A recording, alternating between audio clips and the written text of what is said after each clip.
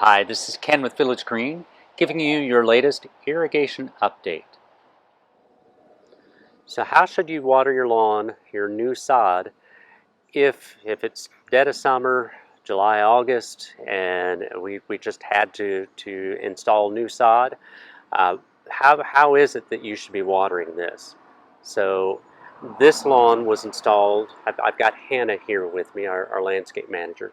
How long ago was this sod installed? This was installed about 4 weeks ago. Okay, and what month was that? That was the end of June. We finished the beginning of July.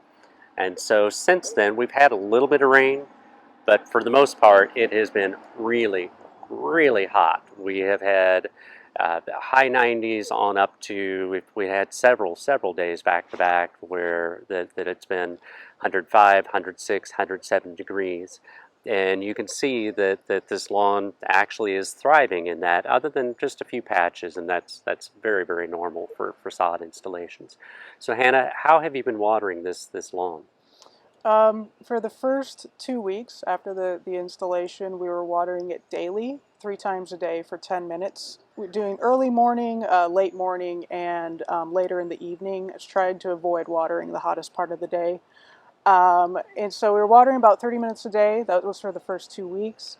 And then we did a follow-up a couple weeks later. We dialed it back to every other day. So still watering 3 times a day, but just every other day. And then probably in another couple of weeks here, we'll dial it back even more since the lawn is starting to get established to where we could probably put it on our twice a week, our regular summer watering schedule. And that summer watering schedule is most cities allow us to water 2 days a week, and so what we want to do is to water. We'll set it for 3 10-minute run times on each of those days, usually 2, 4, and 6 in the morning, and that gives an hour per week per zone. That's in the sunny areas, and that's with spray heads. The rotary heads, you want to water longer than what we've been describing. So again, if you just have to install sod in July and August, that's obviously not the ideal because you do have to put out a lot of water. But it is possible because the grass actually likes the heat. You just have to do a lot more watering to help it take. This is Ken with Village Green.